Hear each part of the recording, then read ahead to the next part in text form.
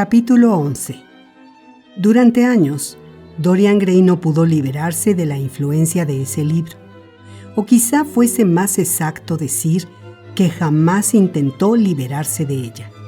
Se hizo traer de París no menos de 9 ejemplares en tamaño grande de la primera edición, que hizo encuadernar en diferentes colores a fin de que fueran acomodándose a sus distintos estados de ánimo y a las cambiantes fantasías de una naturaleza de la que, a veces, parecía haber perdido casi totalmente el control.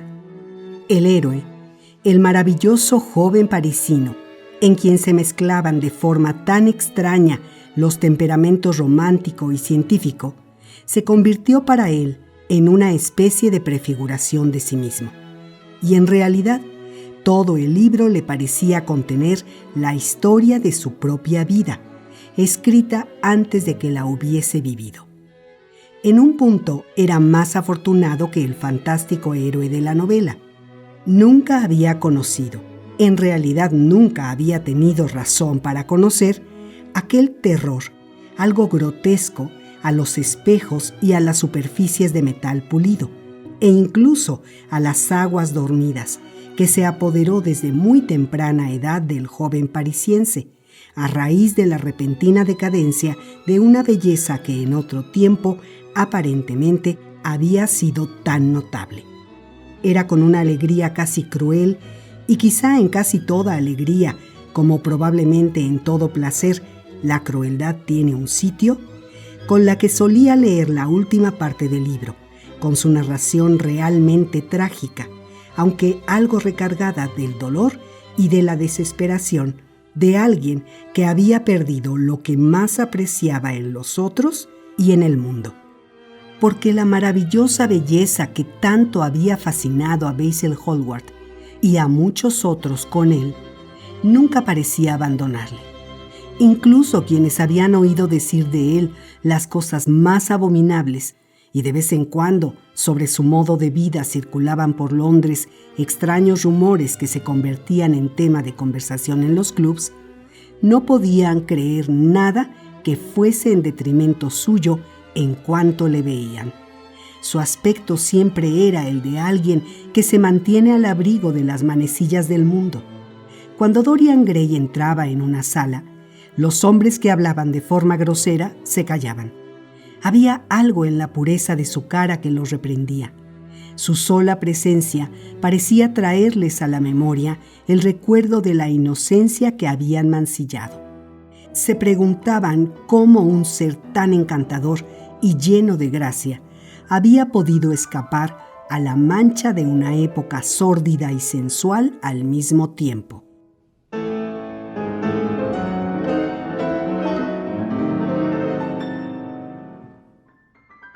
A menudo, al volver a casa de una de aquellas largas y misteriosas ausencias que daban origen a tan extrañas conjeturas entre quienes eran amigos suyos o creían serlo, él mismo subía sigilosamente las escaleras hasta la cerrada estancia, abría la puerta con la llave de la que ahora nunca se separaba y de pie, con un espejo, frente al retrato que Basil Hallward le había hecho, miraba alternativamente la malvada y envejecida cara del lienzo y el hermoso y joven rostro que le sonreía desde el cristal tupido. La intensidad misma del contraste solía agudizar su sensación de placer. Fue enamorándose cada vez más de su propia belleza e interesándose más cada vez en la corrupción de su propia alma. Examinaba con un cuidado minucioso y a veces con un monstruoso y terrible deleite las espantosas líneas que marcaban la arrugada frente o que reptaban alrededor de la boca pesada y sensual, preguntándose en ocasiones cuáles eran más horribles, las señales del pecado o las señales de la edad. Ponía sus blancas manos junto a las manos ordinarias e hinchadas del cuadro y sonreía. Se burlaba de aquel cuerpo deforme y de aquellos miembros que flaqueaban. De hecho, había momentos por la noche en que, acostado y sin poder dormir en su cuarto delicadamente perfumado, o en la sórdida habitación de la pequeña taberna de mala fama cerca de los docks que, bajo nombre supuesto y disfrazado, solía frecuentar, pensaba en la ruina a la que había llevado a su alma con una compasión que era mucho más aguda porque era puramente egoísta. Pero momentos como esos eran poco frecuentes. Aquella curiosidad por la vida que Lord Henry había despertado en él por primera vez cuando ambos se sentaron juntos en el jardín de su amigo, parecía crecer a medida que se satisfacía. Cuanto más sabía, más deseaba saber. Tenía unas hambres locas que se volvían más insaciables cuando las alimentaba.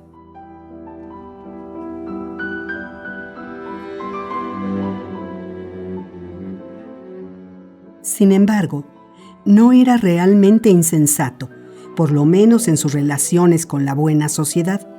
1 o 2 veces al mes durante el invierno y todos los miércoles por la noche durante la temporada, abría al mundo las puertas de su soberbia casa y contrataba a los músicos más célebres del momento para deleitar a sus invitados con las maravillas de su arte.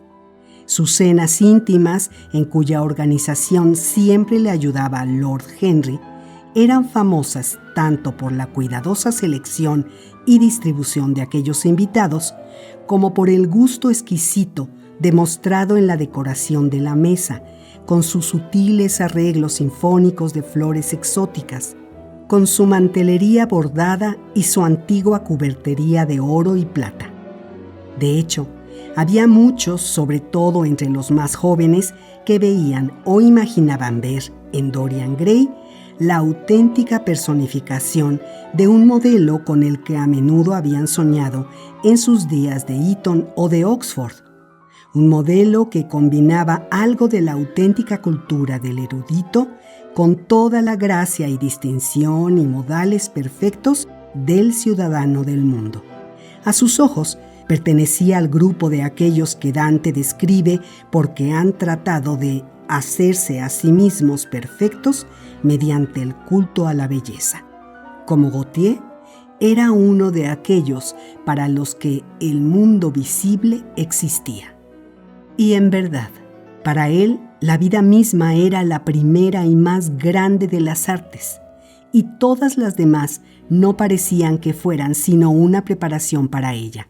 La moda, mediante la cual lo realmente fantástico se hace universal por un momento, y el dandismo, que a su manera es un intento de afirmar la modernidad absoluta de la belleza, ejercían desde luego cierta fascinación sobre él.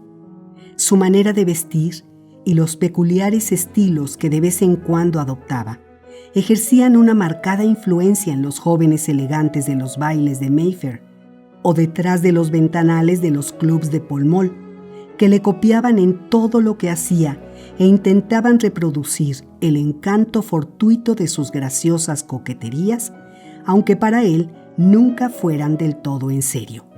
Porque, aunque estaba totalmente dispuesto a aceptar la posición que cuando alcanzó la mayoría de edad se le había ofrecido casi de inmediato, y encontraba, de hecho, un sutil placer en la idea de que podía convertirse realmente para el Londres de su tiempo en lo que en otro tiempo había sido para la Roma de Nerón, el autor del Satiricón.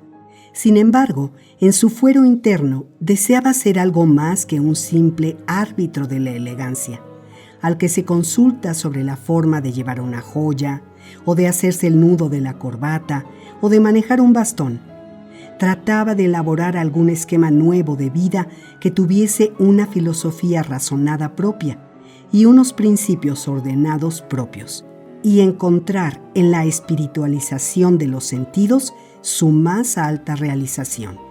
El culto de los sentidos ha sido censurado con frecuencia y con mucha justicia, dado que los hombres sienten por naturaleza un terror instintivo ante las pasiones y sensaciones que parecen más fuertes que ellos y que son conscientes de compartir con formas de vida menos altamente organizadas. Pero a Dorian Gray Le parecía que nunca se había comprendido la verdadera naturaleza de los sentidos y que éstos habían permanecido en estado salvaje y animal simplemente porque el mundo había tratado de someterlos por hambre o de matarlos mediante el dolor, en lugar de aspirar a convertirlos en elementos de una espiritualidad nueva que tendría por rasgo dominante un sutil instinto de la belleza.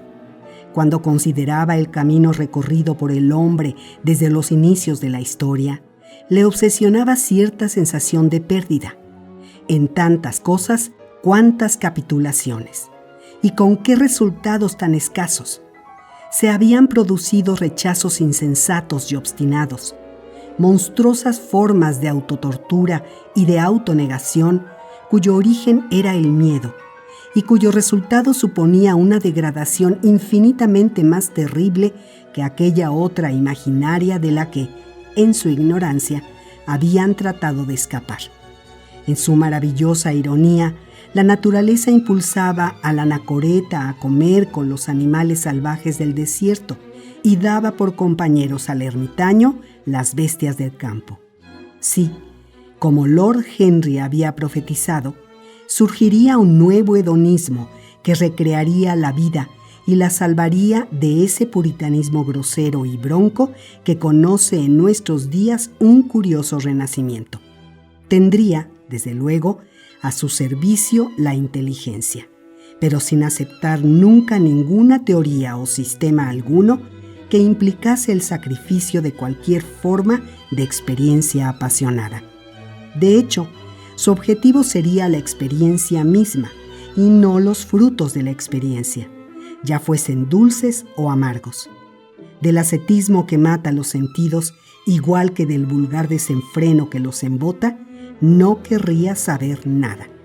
Pero enseñaría al hombre a concentrarse en los momentos de la vida, que en sí misma no es más que un momento.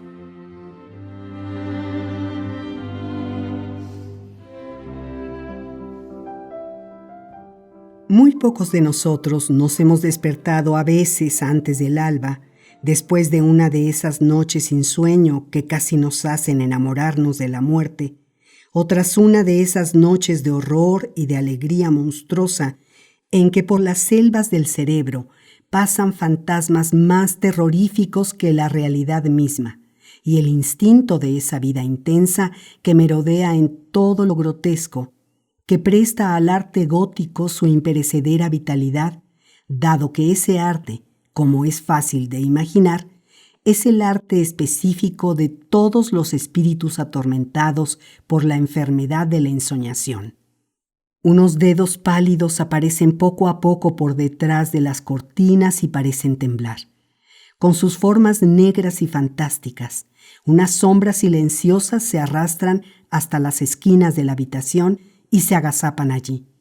Fuera se oye la agitación de los pájaros entre las hojas, o un ruido de hombres que se dirigen al trabajo, o el suspiro y el sollozo del viento que baja de las colinas y vaga alrededor de la casa silente, como si temiera despertar a los que duermen, y debiese, sin embargo, hacer salir al sueño de su cueva de color púrpura. Velo a velo se alza la fina gasa oscura, y poco a poco las cosas recuperan su forma y su color, y vemos a la aurora rehaciendo el mundo con su antiguo aspecto. Los pálidos espejos vuelven a tener su vida mimética. Los hachones apagados siguen estando donde los habíamos dejado, y a su lado descansa el libro a medio abrir que habíamos estado estudiando, o la flor montada en su alambre que llevábamos en el baile, o la carta que no nos habíamos atrevido a leer, o que habíamos leído demasiadas veces. Nada nos parece cambiado. De las irreales sombras de la noche vuelve a salir la vida real que hemos conocido. Tenemos que reanudarla allí donde nos habíamos quedado. Y entonces nos invade una sensación terrible, la de tener que continuar enérgicamente el mismo ciclo agotador de costumbres estereotipadas, o quizás, a veces, el ansia salvaje de que nuestros párpados se abran una mañana a un mundo que durante la noche habría sido remodelado para agradarnos, un mundo en el que las cosas tendrían formas y colores nuevos, y serían distintas o tendrían otros secretos, un mundo en el que el pasado ocuparía poco o ningún espacio, o sobreviviría, en cualquier caso, sin forma consciente de obligación o pesar, porque hasta la memoria de una alegría tiene su amargura y los recuerdos de un placer su dolor. Era la creación de mundos como estos los que a Dorian Gray le parecía el verdadero fin, o al menos uno de los verdaderos fines de la vida.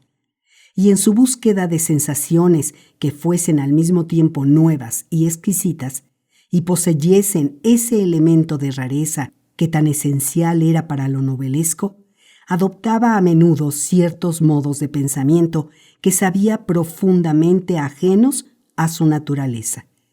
Se abandonaba a las sutiles influencias y luego, una vez impregnado de su color y satisfecha su curiosidad intelectual, renunciaba a ellos con esa curiosa indiferencia que no es incompatible con un temperamento verdaderamente ardiente y que en realidad, según ciertos psicólogos modernos, es a menudo su condición indispensable.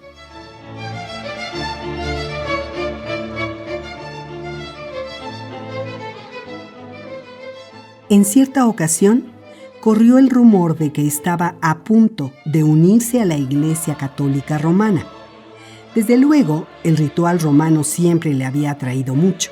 El diario sacrificio, más terriblemente real que todos los sacrificios del mundo antiguo, le conmovía tanto por su soberbio rechazo del testimonio de los sentidos, como por la primitiva sencillez de sus elementos y por el eterno patetismo de la tragedia humana que trataba de simbolizar.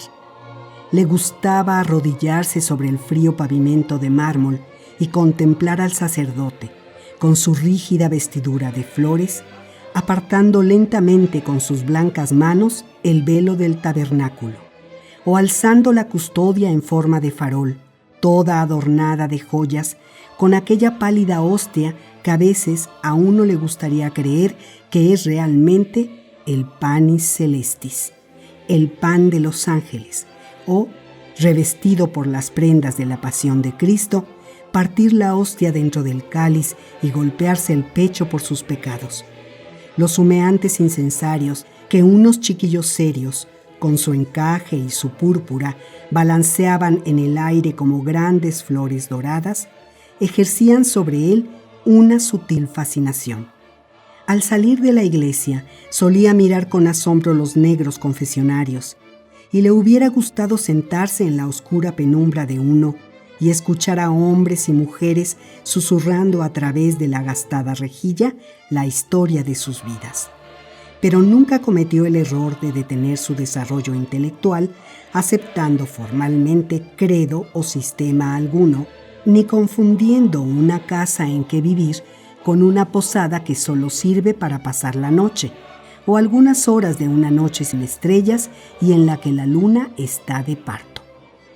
El misticismo, con su maravillosa capacidad para volver extrañas a nuestros ojos las cosas corrientes, y el sutil antinomianismo, que siempre parece querer acompañarlo, le conmovieron una temporada. Y durante otra temporada se inclinó hacia las doctrinas materialistas del movimiento darwinista en Alemania y encontró un curioso placer en localizar los pensamientos y las pasiones de los hombres en una célula nacarada de su cerebro o en algún nervio blanco de su cuerpo, deleitándose con la idea de la absoluta dependencia del espíritu de ciertas condiciones físicas, morbosas o saludables, normales o enfermas. Sin embargo, como ya se ha dicho, comparada con la vida, ninguna teoría de la vida parecía tener importancia alguna para él. Poseía una conciencia aguda de la esterilidad de toda especulación intelectual cuando está separada de la acción y de la experimentación. Sabía que, no menos que el alma, los sentidos tienen misterios espirituales que revelar.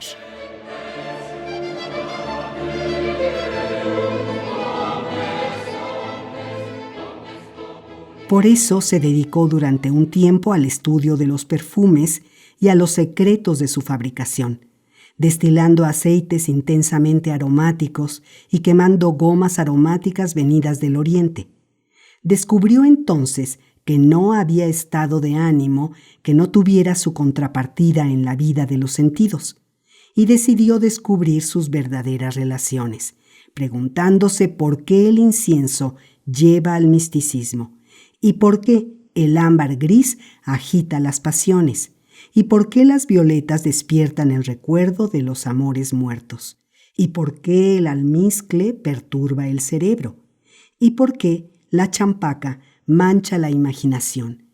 Y muchas veces trató de elaborar una psicología real de los perfumes y de evaluar las variadas influencias de las raíces de olores suaves y de las perfumadas flores cargadas de polen, o de los bálsamos aromáticos y de las maderas oscuras y fragantes, del espinacardo que provoca la náusea, de la ovenia que enloquece a los hombres y de ciertos aloes capaces, según dicen, de expulsar del alma la melancolía.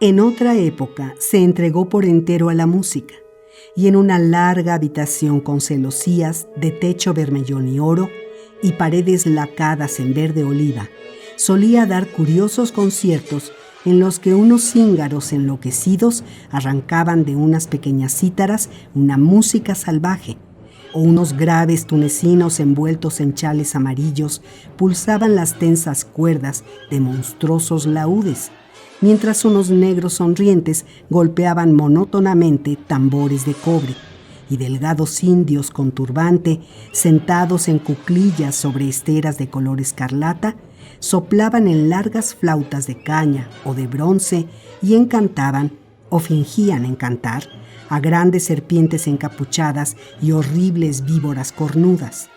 Los discordantes intervalos y las estridentes disonancias de la bárbara música le conmovían en los momentos en que la gracia de Schubert, los bellos sufrimientos de Chopin y las poderosas armonías del mismo Beethoven no ofrecían interés alguno a su oído.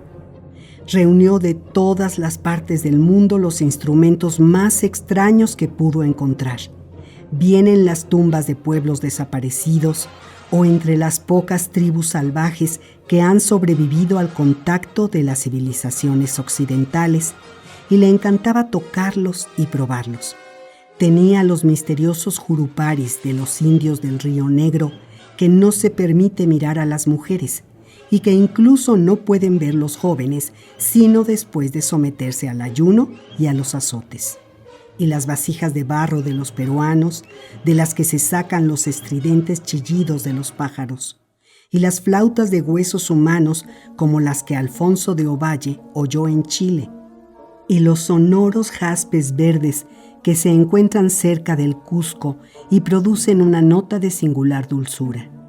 Tenía calabazas pintadas llenas de guijarros que resonaban cuando se las agitaba, el largo clarín de los mexicanos en el que no sopla quien lo toca, sino que aspira a través de él el aire, el tosco turé de las tribus amazónicas que hacen sonar los centinelas apostados todo el día en árboles muy altos y que puede oírse, según dicen, a una distancia de 3 leguas. El teponaztli, formado por 2 láminas de madera vibrantes y que se golpea con palillos embadurnados con una goma elástica sacada de la savia lechosa de ciertas plantas. Las campanas yotl de los aztecas, que se cuelgan en racimos como las uvas, y un enorme tambor cilíndrico cubierto con las pieles de grandes serpientes como el que Bernal Díaz vio cuando entró con Cortés en el templo mexicano y de cuyo fúnebre sonido no dejó una descripción tan vívida. El carácter fantástico de estos instrumentos le fascinaba y sentía un curioso placer pensando que el arte, como la naturaleza, tiene sus monstruos, criaturas de forma bestial y voces espantosas, pero al cabo de algún tiempo se cansó de ellos y retornaba a su palco en la ópera solo o acompañado por Lord Henry para escuchar arrobado el Tannhäuser y ver en el preludio de esa gran obra de arte la representación de la tragedia de su propia alma.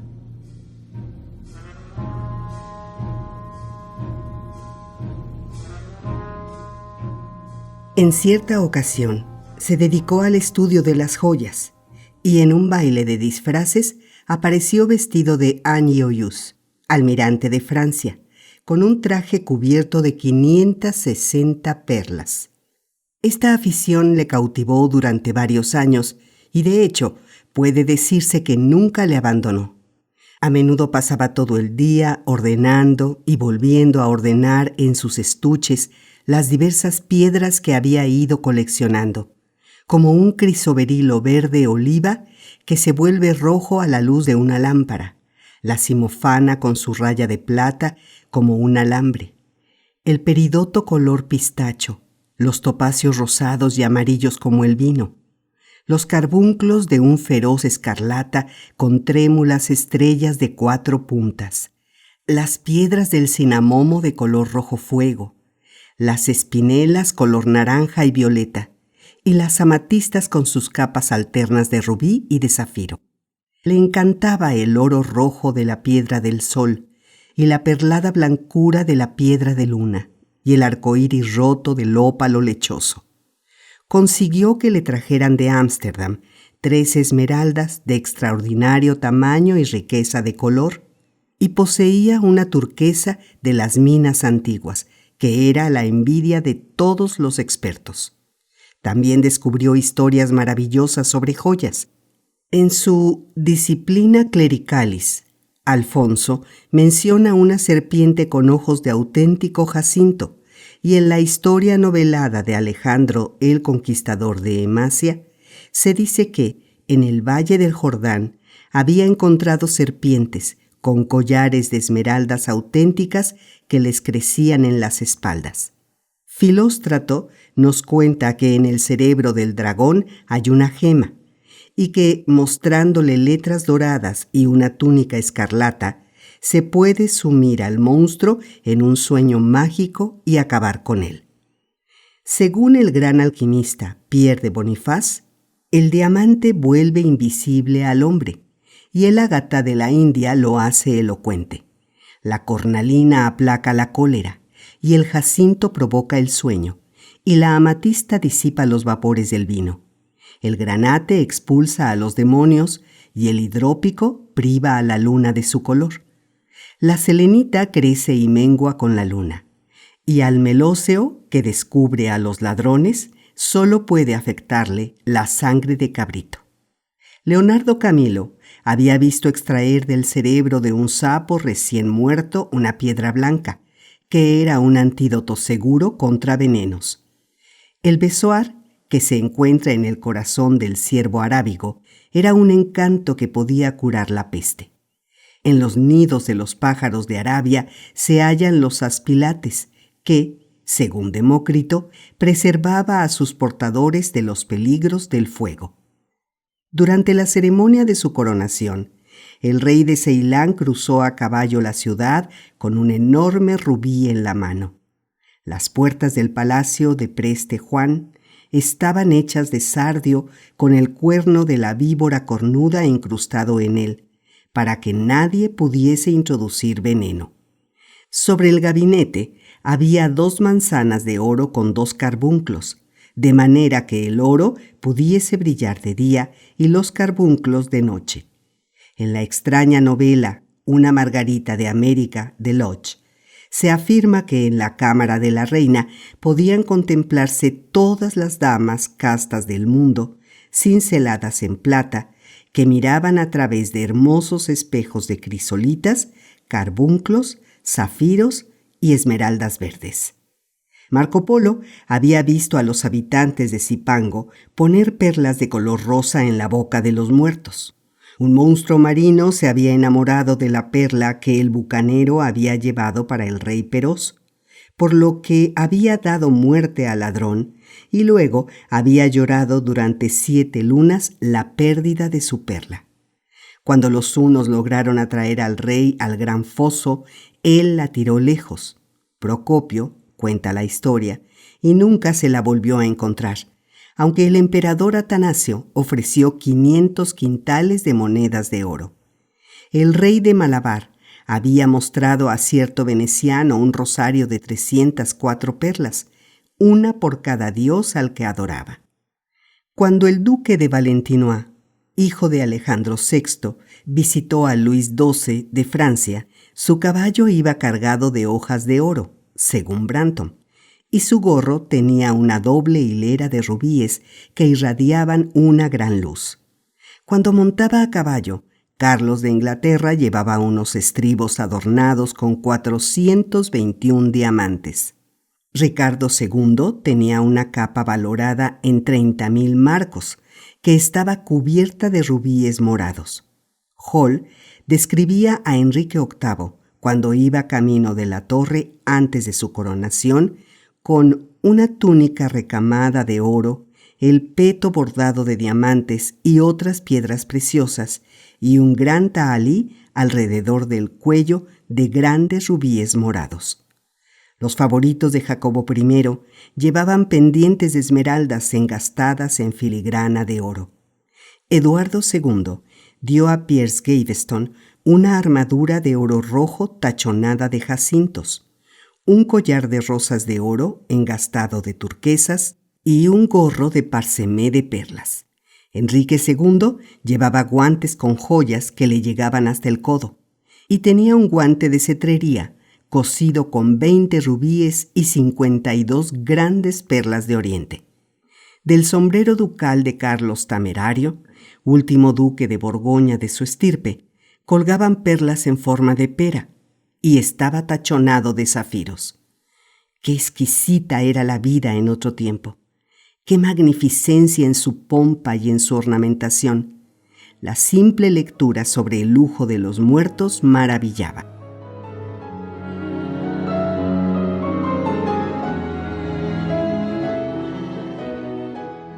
Después, volvió su atención hacia los bordados y los tapices que hacían el oficio de frescos en las frías habitaciones de los pueblos del norte de Europa.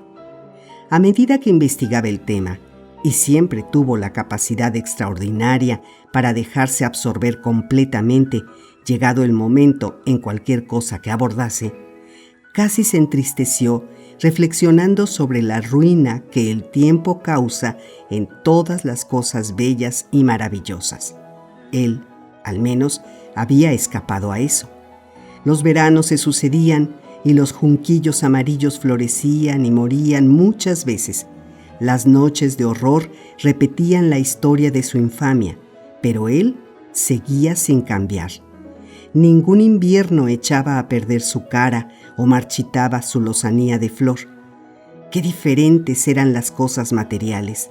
¿Dónde había ido a parar? ¿Dónde estaba ahora el gran manto color azafrán por el que los dioses habían luchado contra los gigantes y que habían tejido doncellas morenas para placer de Atenea? ¿Dónde estaba el inmenso balarium que Nerón había extendido sobre el Coliseo de Roma? Aquella titánica vela de color escarlata en la que estaba representado el cielo estrellado, con Apolo guiando un carro tirado por blancos corceles de riendas de oro. Deseaba ver las curiosas servilletas bordadas para el sacerdote del sol, en las que figuraban todas las golosinas y viandas que pudieran desearse para un festín. El paño mortuorio del rey Chilperico con sus 300 abejas de oro, las fantásticas túnicas que provocaron la indignación del obispo del Ponto y donde estaban representados leones, panteras, osos, perros, bosques, rocas, cazadores, todo lo que de hecho podía copiar un pintor de la naturaleza. Y el jubón que en una ocasión llevó Carlos de Orleans, en cuyas mangas se habían bordado los versos de una canción que empezaba con: Madame, estoy muy alegre. mientras que el acompañamiento musical de las palabras estaba hecho en hilo de oro, y cada nota, de forma cuadrada en aquellos tiempos, transcrita por 4 perlas. También leyó sobre la habitación que en el palacio de Reims, que preparó para uso de la reina Juana de Borgoña, decorada con 1.321 loros bordados y con los blasones de las armas del rey, y 561 mariposas cuyas alas llevaban asimismo las armas de la reina, todo ello labrado en oro. Catalina de Médicis se había mandado hacer un lecho fúnebre de terciopelo negro salpicado de media lunas y soles. Sus cortinas eran de damasco, con coronas y guirnaldas de hojas dispuestas sobre un fondo de oro y plata, flecos con brocados de perlas en los bordes, y estaba colocado en una estancia en la que colgaban hileras de divisas de la reina en terciopelo negro sobre un paño de plata. Luis XIV tenía en sus aposentos cariátides bordeadas de oro de 15 pies de altura. El lecho de gala de Sobieski, rey de Polonia, estaba hecho de brocado de oro de Esmirna, bordado en turquesas con versículos del Corán. Los soportes eran de plata dorada, admirablemente cincelada y profusamente engastada con medallones adornados de esmaltes y pedrerías. Se había apoderado de él en el campamento turco del sitio de Viena, y el estandarte de Mahoma había estado bajo los trémulos dorados de su baldaquino.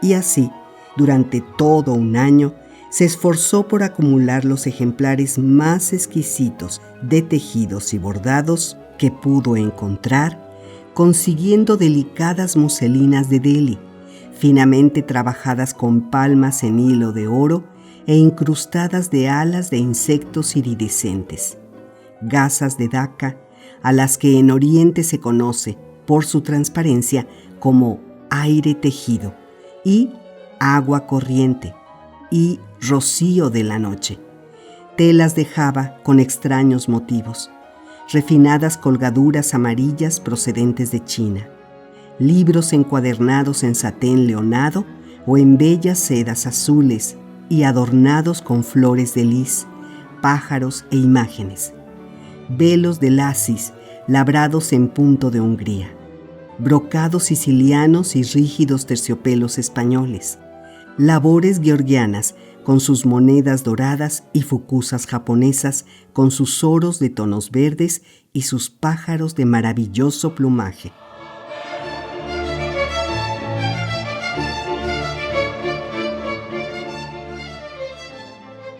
También sentía una pasión especial por los ropajes eclesiásticos, así como de hecho por todo lo relacionado con el servicio de la iglesia.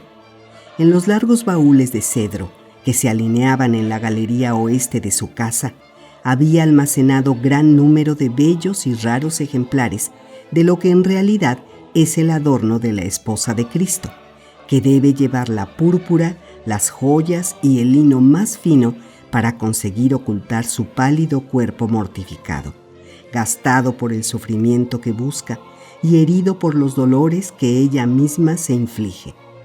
Poseía una suntuosa capa de seda carmesí y damasco con hilo de oro adornada con granadas doradas que repetían un motivo de granadas doradas engastadas en estilizadas flores de 6 pétalos, a cada uno de cuyos lados había una divisa de piña bordeada de finas perlas. Los orifrés estaban divididos en paneles que representaban escenas de la vida de la Virgen, y la coronación de la Virgen estaba bordada en sedas de colores sobre la capucha. Era una labor italiana del siglo XV.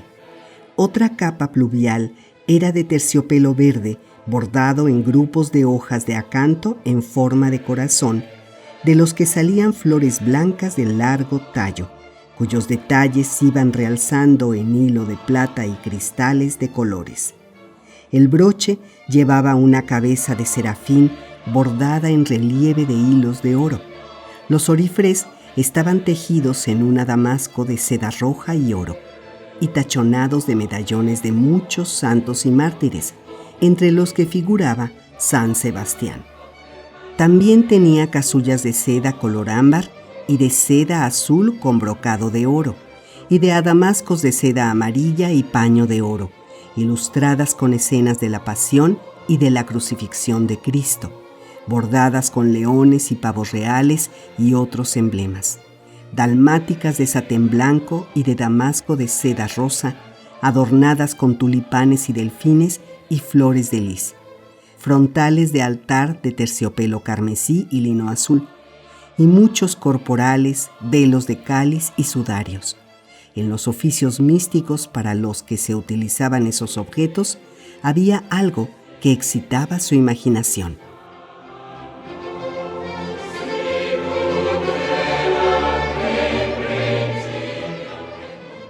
Porque esos tesoros y cuanto había coleccionado en su hermosa casa debían de ser para él medios de olvidar, formas de poder escapar, durante una temporada, al miedo que a veces le parecía demasiado grande para poder soportarlo. En las paredes de la solitaria habitación cerrada con llave, donde había transcurrido una parte tan considerable de su infancia, había colgado con sus propias manos el terrible retrato, cuyos cambiantes rasgos le mostraban la verdadera degradación de su vida, y sobre él había echado el paño púrpura y oro a modo de cortina. Pasaba semanas sin subir por allí, olvidaba aquel horrible objeto pintado y recuperaba su ligereza de corazón, su maravillosa alegría. Se dejaba absorber apasionadamente por la vida misma. Luego, de pronto, una noche cualquiera, salía furtivamente de su casa. Se llegaba hasta los lugares terribles cerca de Blue Gate Fields y ahí se quedaba, un día y otro, hasta que lo echaban. A su vuelta, se sentaba delante del retrato, unas veces despreciando el cuadro y a sí mismo, otras dominado por ese orgullo de individualismo que es la mitad de la fascinación del pecado, y sonriendo con secreto placer ante la sombra deforme que tenía que sobrellevar la carga que habría debido de ser la suya. Al cabo de unos años, no pudo soportar seguir por más tiempo fuera de Inglaterra y renunció a la villa que había compartido en Trouville con Lord Henry, así como a la pequeña casa blanca de Argel, rodeada por una tapia donde ambos pasaron el invierno más de una vez. Odiaba estar separado del cuadro, que era parte tan importante de su vida, y también temía que durante su ausencia alguien pudiese entrar en la habitación, a pesar de los complicados cerrojos que había mandado instalar en la puerta. Se daba perfectamente cuenta de que el retrato no revelaría nada. Seguía conservando, desde luego, bajo la ordinariez y fealdad del rostro, su notable parecido con él. Pero de ese dato, ¿qué podía deducirse? Se reiría de todo el que tratase de atacarle. Él no lo había pintado. ¿Qué le importaba que pareciese vil e infamante? Aunque contase la verdad, ¿quién le creería? Sin embargo, tenía miedo. A veces, cuando estaba en su gran casa de Nottinghamshire, donde recibía a los jóvenes de la buena sociedad de su mismo rango, que eran sus principales compañeros, y asombraba al condado con el lujo desvergonzado y el suntuoso esplendor de su forma de vida, abandonaba de repente a sus invitados y regresaba precipitadamente a la ciudad para comprobar que nadie había manipulado la puerta y que el cuadro seguía estando allí. ¿Qué ocurriría si alguien lo robaba?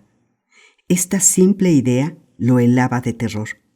A buen seguro que entonces el mundo conocería su secreto. Quizá el mundo lo sospechaba ya. Porque si fascinaba a muchos, no eran pocos los que desconfiaban de él. Casi estuvo a punto de ser rechazado en un club de West End, al que su cuna y su posición social le conferían plenamente la calidad de miembro, y en cierta ocasión se dijo que, cuando un amigo lo introducía en el salón de fumar de Churchill, el duque de Berwick y otro caballero se levantaron de manera ostensible y se fueron. Cuando cumplió los 25 años, a menudo se contaron curiosas historias sobre él. Se rumoreaba que lo habían visto luchar a brazo partido con marineros extranjeros en un tugurio infame de los rincones más apartados de Whitechapel, y que frecuentaba la compañía de ladrones y monederos falsos, y que conocía los misterios de su oficio. Sus inexplicadas ausencias se hicieron notorias, y cuando reaparecía en sociedad, la gente cuchicheaba por los rincones o pasaban a su lado con una mueca de desdén, o lo miraban con ojos fríamente inquisitivos, como si estuvieran decididos a descubrir su secreto. Desde luego, no prestaba la menor atención a tales insolencias y a esos desprecios deliberados, y en opinión de la mayoría, sus maneras francas y elegantes, su encantadora sonrisa adolescente y la gracia infinita de aquella maravillosa juventud que jamás parecía dejarle, eran en sí mismas respuesta suficiente a las calumnias, pues así las calificaban, que circulaban sobre él. Se comentó, sin embargo, que alguna de las personas que habían intimado con él parecían, al cabo de algún tiempo, evitarle. A mujeres que lo habían adorado locamente y que por él habían arrostrado la censura de la sociedad y desafiado los convencionalismos, se las veía palidecer de vergüenza o de espanto si Dorian Gray entraba en la habitación.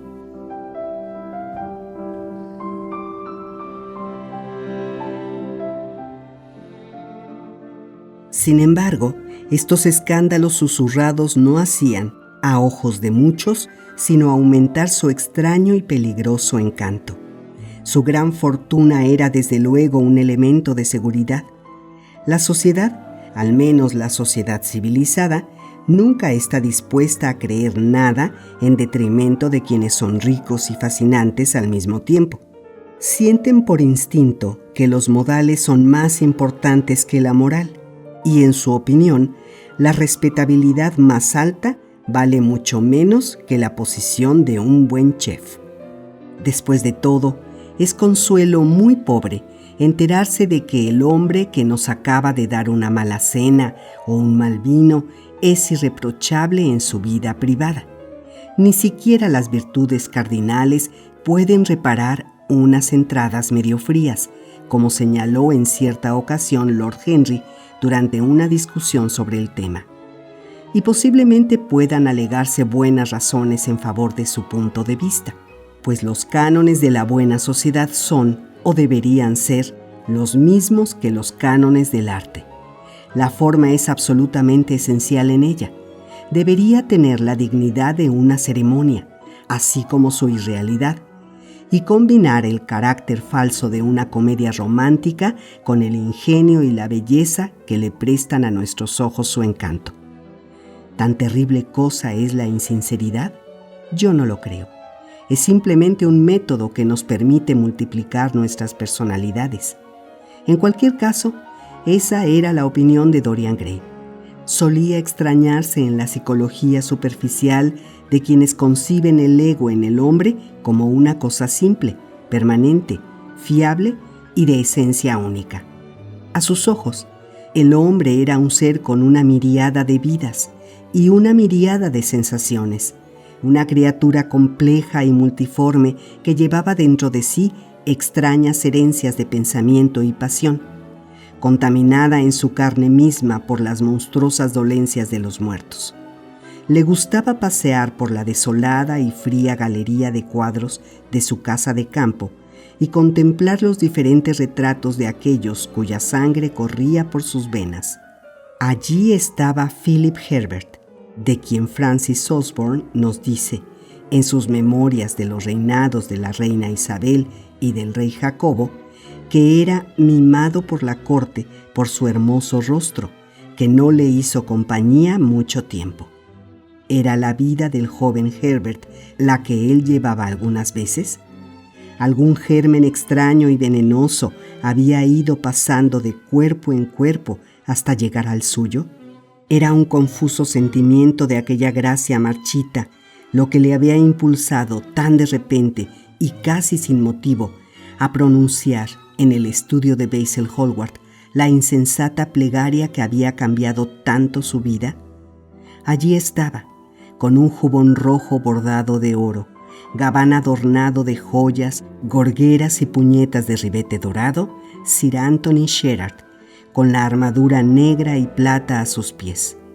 ¿Qué había heredado él de ese hombre?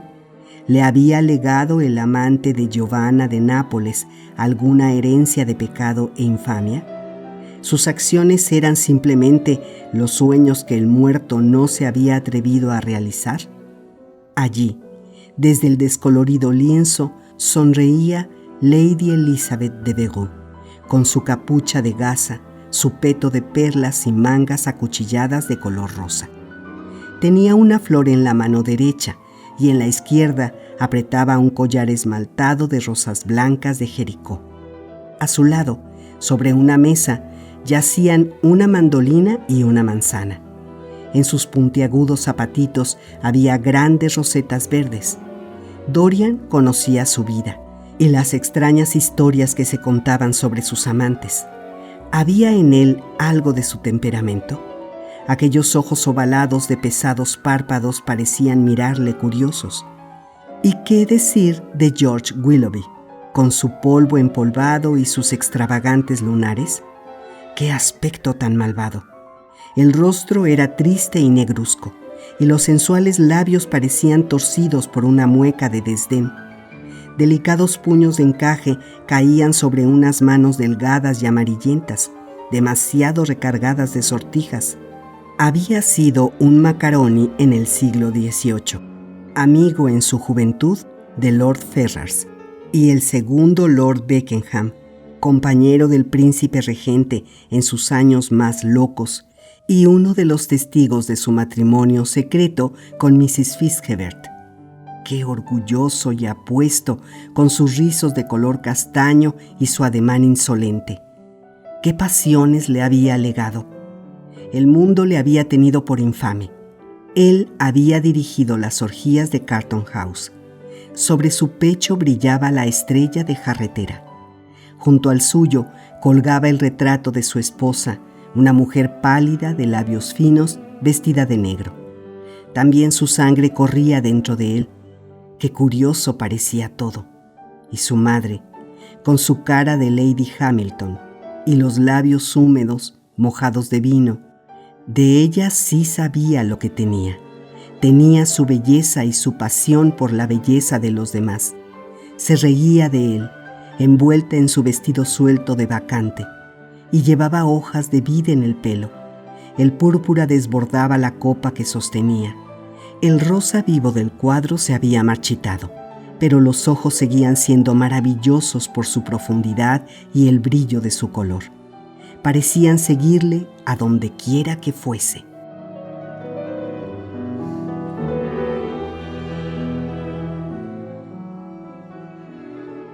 Pero, además de los de la propia estirpe, también tiene uno antepasados en la literatura. Y muchos tal vez están más cerca por tipo y temperamento y con una influencia de la que somos más claramente conscientes.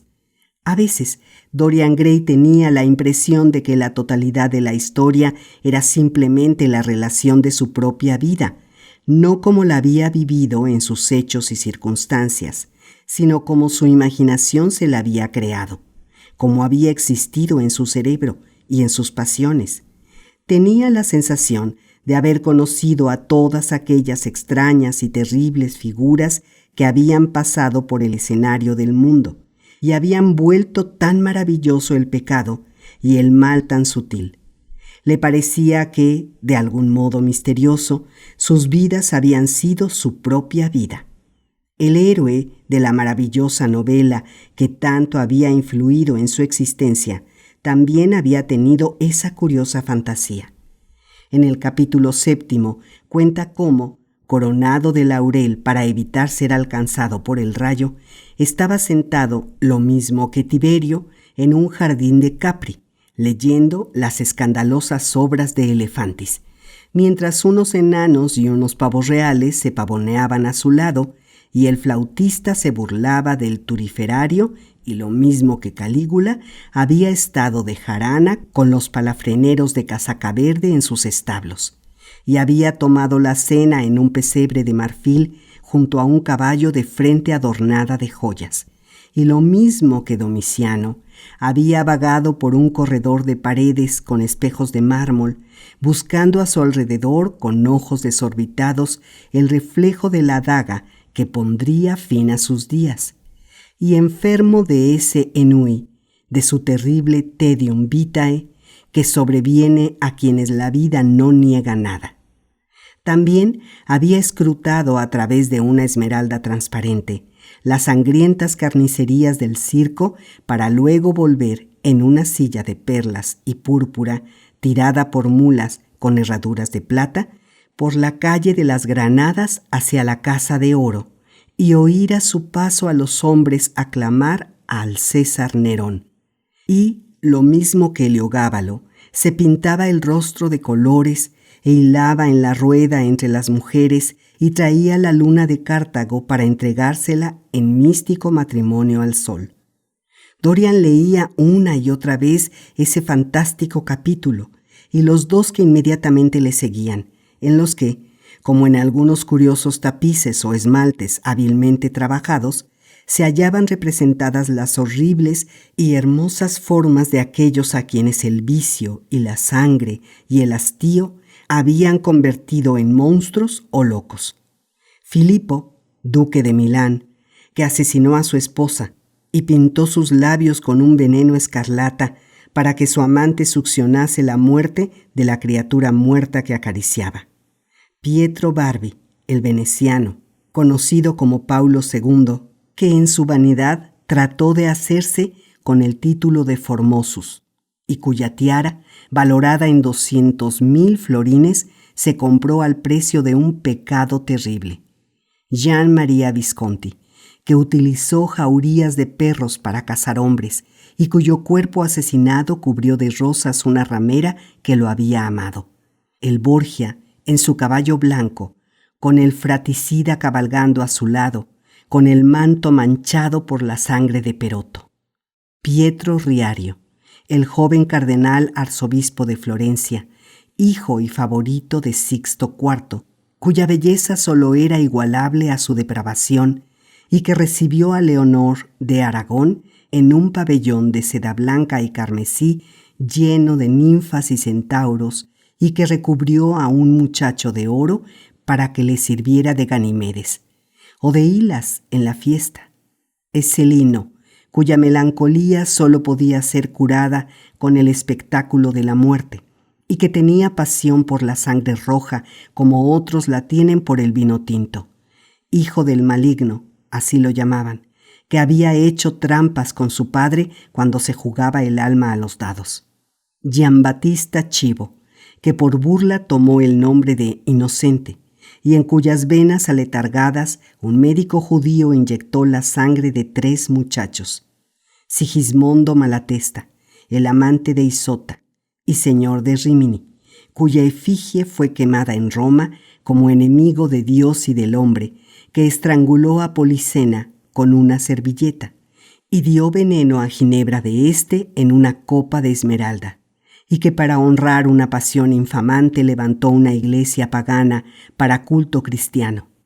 Carlos VI, que adoraba de forma tan frenética a la esposa de su hermano, que un leproso le advirtió de la insania que se le avecinaba, y que cuando su cerebro enfermó y empezó a desvariar, solo era posible calmarlo con unos naipes sarracenos ilustrados con las imágenes del amor y la muerte y la locura.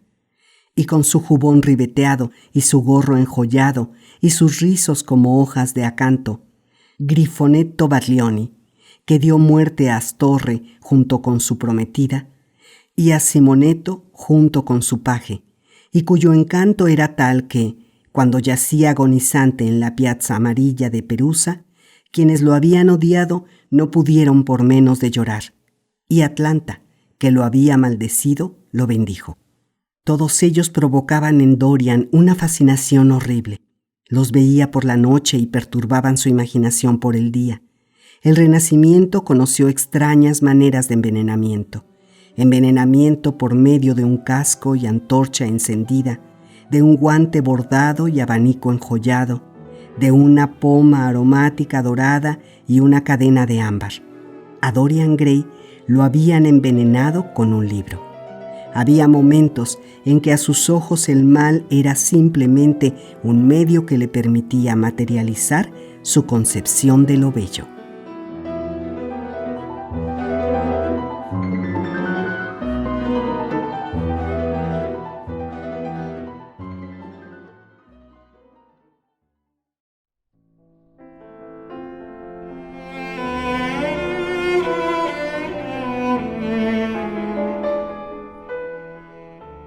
Capítulo 12. Fue el 9 de noviembre, la víspera de su 38º cumpleaños, como luego recordaría con frecuencia. Volvía a casa a eso de las 11 después de haber cenado en la de Lord Henry, envuelto en un pesado abrigo de piel porque la noche era fría y con niebla. En la esquina de Grosvenor Square y South Audley Street, se cruzó en la niebla con un hombre que caminaba muy deprisa, con el cuello del ulster gris subido. Llevaba una bolsa en la mano. Dorian lo reconoció. Era Basil Hallward. Una extraña sensación de miedo que no podía explicarse le sobrecogió. No hizo señal alguna de haberlo reconocido y siguió caminando deprisa en dirección a su propia casa. Pero Hallward le había visto. Dorian le oyó primero pararse en la acera y luego apretar el paso tras él. Al cabo de un instante, la mano de Hallward estaba en su brazo. «Dorian, qué suerte tan extraordinaria. Llevo esperándote en tu biblioteca desde las 9. Al final me ha dado pena tu cansado criado y le he dicho que se fuese a la cama cuando me acompañaba hasta la puerta. Me marcho a París en el tren de medianoche y tenía especial interés en verte antes de irme. He pensado que eras tú, o más bien tu abrigo de piel, cuando te has cruzado conmigo, pero no estaba seguro del todo. ¿Tú no me has reconocido? Con esta niebla, mi querido Basil, ni siquiera puedo reconocer Grosvenor Square. Creo que mi casa anda en alguna parte por ahí, pero tampoco estoy demasiado seguro. Siento que te vayas, porque no te he visto hace siglos, pero supongo que volverás pronto. No, estaré fuera de Inglaterra 6 meses. Tengo la intención de coger un estudio en París y encerrarme hasta que haya terminado un gran cuadro que tengo en la cabeza. Pero no era de mí de quien quería hablar. Ya estamos delante de tu puerta. Déjame pasar un momento. Tengo algo que decirte. Estaré encantado. Pero, ¿no perderás tu tren?, dijo Dorian Gray lánguidamente mientras subía los escalones y abría la puerta con su llavín. La luz de la farola intentaba atravesar la niebla, y Hallward miró su reloj. «Tengo tiempo de sobra», respondió. «El tren no sale hasta las 12:15, y solo son las 11. De hecho, iba en tu busca camino del club cuando te he encontrado. Verás, el equipaje no me hará perder tiempo, porque he enviado por delante las cosas pesadas. Todo lo que llevo conmigo está en esta bolsa, y fácilmente puedo llegar a Victoria en 20 minutos. Dorian le miró y sonrió. ¡Qué manera de viajar para un pintor famoso! Una bolsa de Gladstone y un úlster. Entra o la niebla se meterá en la casa. Y hazme el favor de no hablar de nada serio. Hoy en día no hay nada serio. Por lo menos nada debería hacerlo». Hallward meneó la cabeza al entrar y siguió a Dorian hasta la biblioteca. En la gran chimenea abierta ardía un fuerte fuego de leña. Las lámparas estaban encendidas y sobre una mesita de marquetería había un estuche holandés de plata para licores con algunos sifones de agua de soda y grandes vasos de cristal tallado. «Ya ves que tu criado me ha tratado bien, Dorian.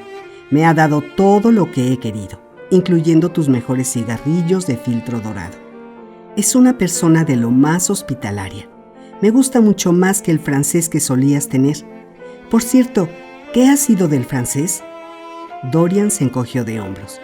«Creo que se casó con la doncella de Lady Radley y que la ha instalado como modista inglesa en París. Ahora la anglomanía está muy de moda allí, según he oído. Me parece algo tonto de parte de los franceses. ¿No te parece? Pero, ¿sabes? No era en absoluto un malcriado. Nunca me gustó, pero no tenía nada que reprocharle. Con frecuencia nos imaginamos cosas totalmente absurdas. En realidad, era muy fiel conmigo y pareció sentirlo mucho cuando se marchó. ¿Quieres otro coñac con soda? ¿O prefieres vino del Rin con agua de seltz? Yo siempre tomo vino del Rin con agua de seltz. Seguro que habrá en la habitación de al lado. Gracias, no quiero nada más, dijo el pintor, quitándose la gorra y el abrigo y echándolo sobre la bolsa que había dejado en un rincón. Y ahora, querido amigo, quiero hablar contigo seriamente. No frunzas así el ceño, me lo pones mucho más difícil. ¿De qué se trata?, exclamó Dorian en tono petulante, dejándose caer en el sofá. Espero que no se trate de mí. Esta noche estoy harto de mí mismo. Me gustaría ser otra persona. Es sobre ti, respondió Hallward con su voz seria y profunda. Y debo decírtelo. Solo te entretendré media hora. Dorian lanzó un suspiro y encendió un cigarrillo. «Media hora», murmuró. «No es mucho pedir, Dorian, y si te hablo es únicamente por tu propio bien. Creo necesario que sepas que en Londres están diciéndose de ti las cosas más horribles. No quiero saber nada de eso. Me encantan los escándalos sobre otras personas, pero los escándalos sobre mí no me interesan. No tienen el encanto de la novedad. Deben interesarte, Dorian. Todo caballero está interesado en su buen nombre. No querrás que la gente hable de ti como de alguien vil y degradado. Por supuesto, tienes posición y fortuna y todo ese tipo de cosas, pero posición y fortuna no lo son todo. Verás, yo no doy ningún crédito a esos rumores. Al menos no puedo creerlos cuando te veo. El pecado es algo que se escribe a sí mismo en la cara de un hombre. No puede ocultarse. La gente habla a veces de vicios secretos. No existe tal cosa. Si un hombre desgraciado tiene un vicio, aparece en las arrugas de la boca, en la caída de los párpados y hasta en la forma de las manos. Alguien, cuyo nombre no mencionaré, pero a quien tú conoces, vino a mí el año pasado para que le hiciera su retrato. Jamás lo había visto antes, ni tampoco había oído nada sobre él por entonces, aunque después he oído mucho. Me ofreció una cantidad exorbitante. Lo rechacé. Había algo en la forma de sus dedos que no me gustaba. Ahora sé que acerté en todo lo que me imaginaba sobre él. Su vida es horrorosa. Pero de ti, Dorian, con tu cara pura, brillante, inocente y tu maravillosa juventud imperturbable, de ti no puedo creer nada malo. Y sin embargo, te veo muy pocas veces. Nunca vienes ahora a mi estudio. Y cuando estoy lejos de ti y oigo todas esas cosas espantosas que la gente anda murmurando, no sé qué pensar. ¿Por qué, Dorian, un hombre como el duque de Berwick abandona el salón de un club cuando tú entras? ¿Por qué tantos caballeros de Londres no van a tu casa ni te invitan a la suya? Solía ser amigo de Lord Staveley. Me lo encontré en una cena la semana pasada. Por casualidad salió a relucir tu nombre durante la conversación, a propósito de las miniaturas que has prestado para la exposición de Dudley. Staveley torció el gesto y dijo que, en materia de arte, quizá tuvieses los gustos más refinados, pero que no eras hombre al que una joven pura debía permitirse conocer, y con el que ninguna mujer casta debería sentarse en la misma habitación. Le recordé que yo era amigo tuyo y le pregunté qué quería decir. Me lo dijo. Me lo dijo directamente delante de todo el mundo. Fue horrible. ¿Por qué tu amistad es tan fatal para los jóvenes? Por ejemplo, ese desgraciado muchacho de la guardia que se suicidó. Era su amigo más íntimo.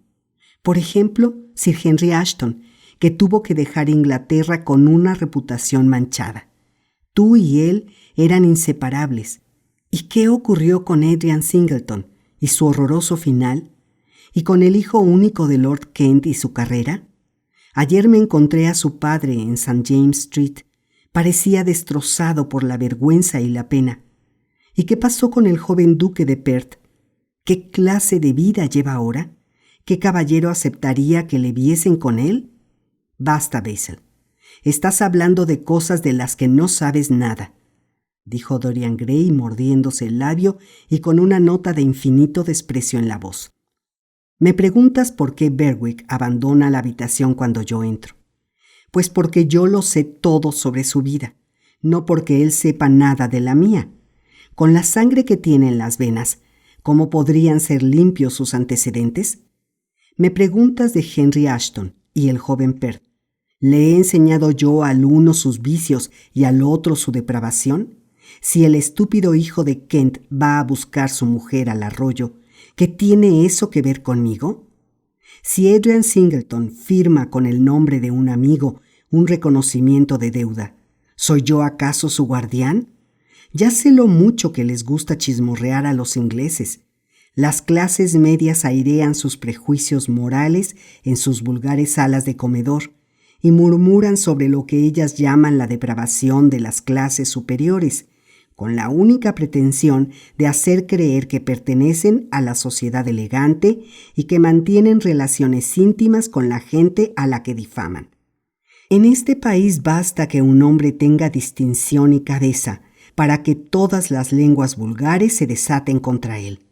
¿Y qué clase de vida lleva toda esa gente que finge esa moralidad? Querido amigo, olvidas que vivimos en el país natal de la hipocresía. Dorian, exclamó Hallward, no es esa la cuestión. Inglaterra es bastante mala, lo sé, y la sociedad inglesa ha cometido muchos errores.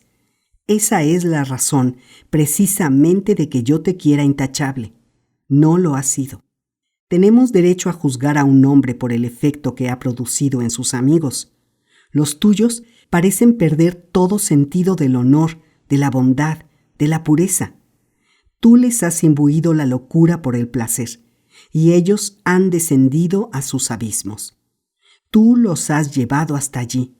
Sí, los has llevado hasta allí, y sin embargo, eres capaz de sonreír como estás sonriendo ahora. Pero todavía hay algo peor. Sé que tú y Harry son inseparables. Precisamente por ese motivo, si no por otro, no deberías haber permitido que el nombre de su hermana esté en boca de toda la ciudad.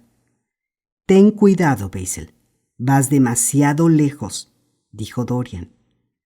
He de hablar, y tú debes escucharme. Vas a escucharme.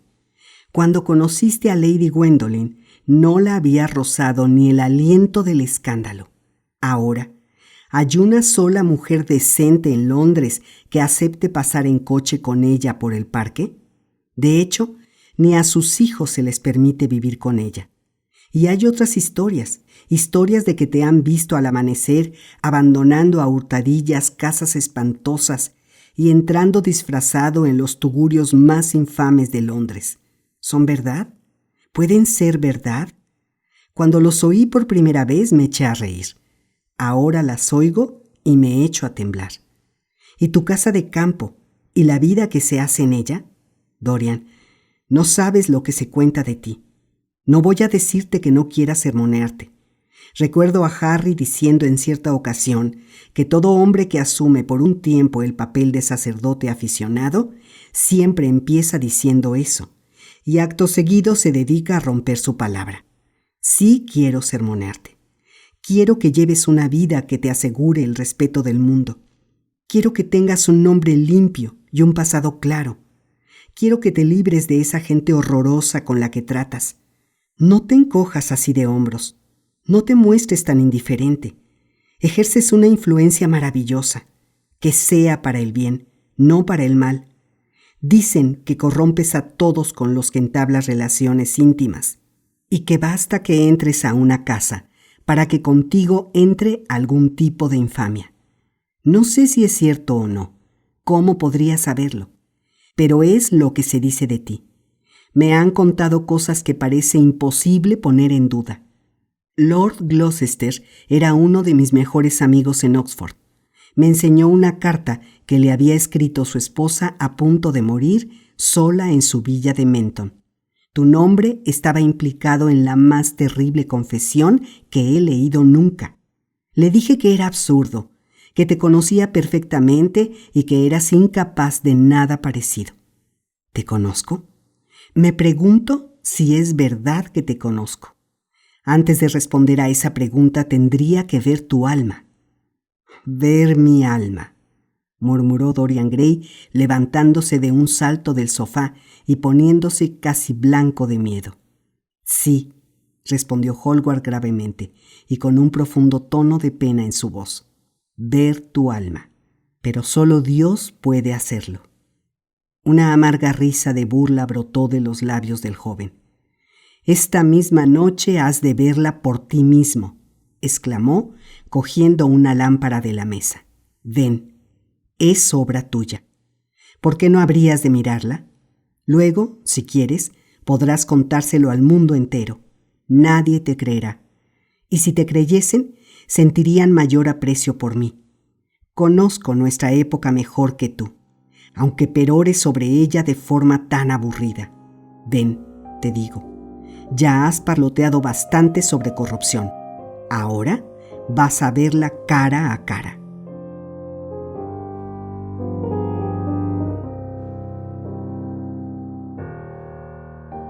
Había locura de orgullo en cada palabra que pronunciaba. Pisaba el suelo con una insolencia de niño. Sentía una alegría terrible ante la idea de que alguien más iba a compartir su secreto y de que el hombre que había pintado el retrato, que era origen de toda su infamia, cargase el resto de su vida con el espantoso recuerdo de lo que había hecho. Sí, continuó acercándose más a él y mirando fijamente sus severos ojos.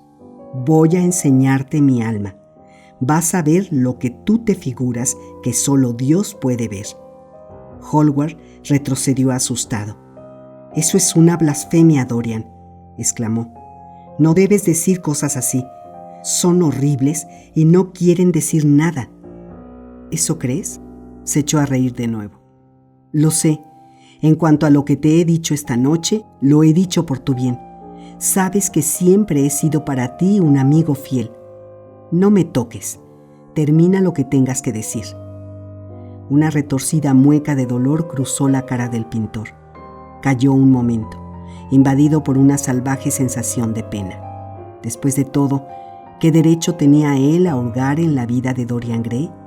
Aunque solo hubiese hecho una 10ª parte de lo que sobre él se rumoreaba, ¿cuánto debía haber sufrido?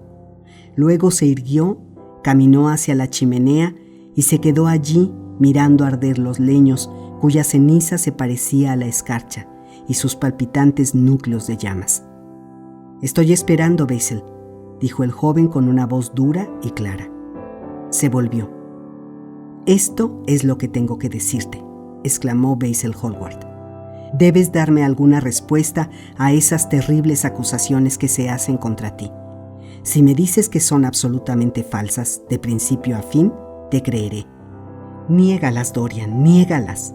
¿No ves lo que estoy sufriendo? Dios mío, no me digas que eres malvado, corrupto e infame». Dorian Gray sonrió. En sus labios había una mueca de desprecio. «Sube, Basil», dijo tranquilamente. «Llevo un diario de mi vida día a día, que nunca sale de la habitación en que se escribe. Te lo mostraré si me acompañas. Iré contigo, Dorian, si lo deseas. Veo que he perdido el tren. No importa, puedo irme mañana. Pero no me pidas que lea nada esta noche. Lo que quiero es una respuesta clara a mi pregunta. Te será dada arriba. Aquí no puedo dártela. No tendrás necesidad de leer mucho».